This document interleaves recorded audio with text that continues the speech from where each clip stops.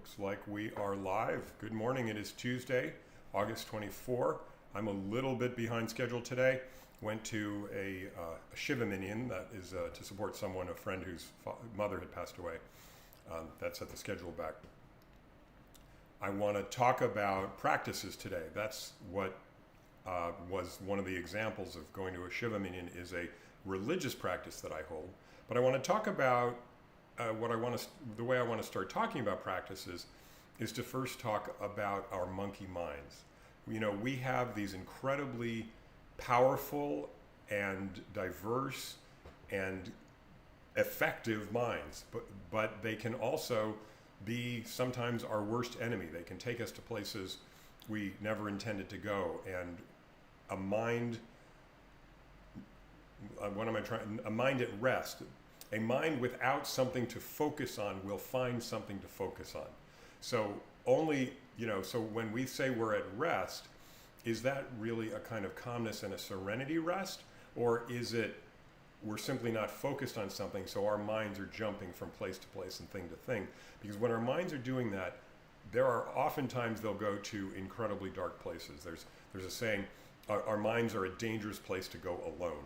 And what that means is that, as well as I do, we can really take ourselves to very dangerous places. And so I have a series of practices, and I want to just sort of submit them for consideration that help me train my monkey mind, help me keep my monkey mind focused and moving in the direction I want it to be, as opposed to some of those other places where it feels drawn to or attracted to that, as I said, aren't so healthy and sometimes even dangerous. One of the first things I do, and I talk about this in a lot of my videos, and this is not my own idea. You'll recognize it.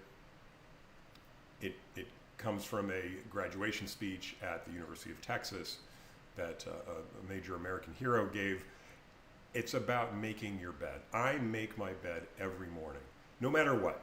That's the other thing about these practices. They have to be no matter what. So what that means is I am not at peace unless I make my bed. Now, am I obsessed by it? Do I, carry it around all day if a morning comes and for some reason I'm not able to make the bed? No, I'm not. It's not an OCD thing. But what it is a commitment to doing something that reminds me I can fulfill my commitment. So after I make the bed, it only takes a minute or two, I take a look at it, and in a very small way, it reminds me that I can do what I say I'm going to do. And that's a very powerful way to start the day. Psychologically, I understand that it's actually a kind of minor dopamine rush that I give myself, where I actually change my body chemistry positively by doing this small act. And so that's a very important thing to do. Now, the other thing I want to talk about are spiritual practices, because for me, some of my spiritual practices also can help me really focus my mind. Something very simple. Before I eat, I will say an expression of gratitude. Some people may call it a blessing. And it's a way of raising the profane and often mundane experience of eating out of the mundane and into a moment of sacredness. Because I want to remind myself that I am fulfilling my obligation to care for myself when I'm eating.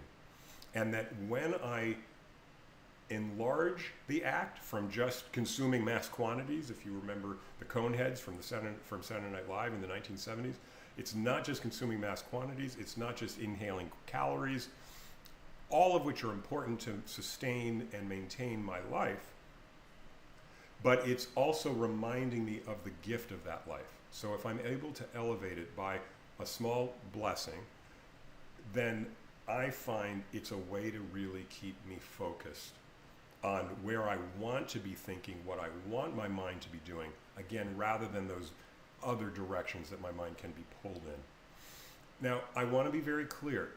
I am not convinced that there is an existing God that notices or cares if I say a blessing or not.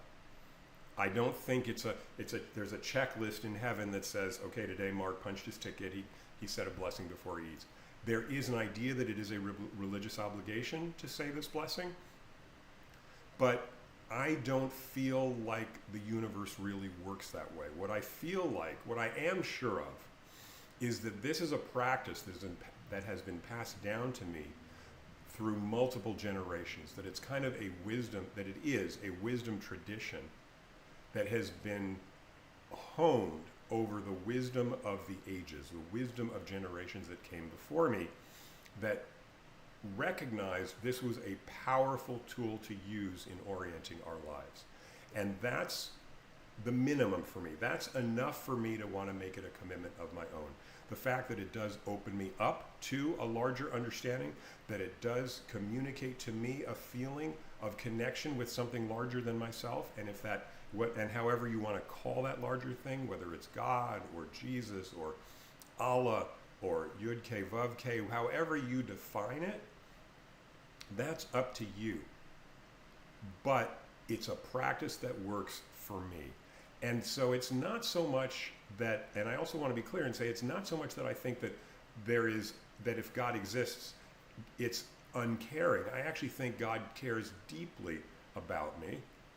But God isn't, again, for me, it's not a punishing kind of care. It's not a checklist. It's not like the eternal referee. It's more caring that I am orienting my life in the way that is best for me. Because assuming there is a God, then what is God's investment in me? God's investment in me is what I can create in the world. That I was created for a purpose, and that purpose needs to be fulfilled. That's what God cares about. And God wants to see me moving towards fulfilling that and fulfilling that purpose. And that purpose is different for me than it is for you or for anybody else. That each of us on this planet have our individual purposes.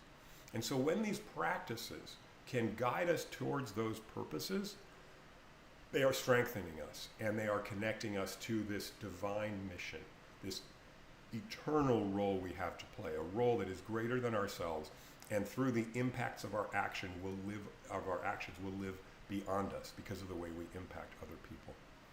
That's a long distance from making your bed, but I think it's a critical piece of how we orient ourselves as human beings and how we can guide ourselves to be giving our best, to be our best, to feel the dopamine rush, the reward that we receive when we know we've done our best in any area, not just making our bed, but in our jobs, in our families, wherever we have an opportunity to connect and be bigger than ourselves by our connections, then we need to be the best selves we can be for that. And these practices bring us to that best self. Thanks for checking out my YouTube and Facebook Live today. I'll see you again next Tuesday. Have a great week. And if you haven't yet, please subscribe to my YouTube channel, Mark Rothman Progress Coach. If you like this video, please go ahead and like it and check out my other videos. Thanks for watching.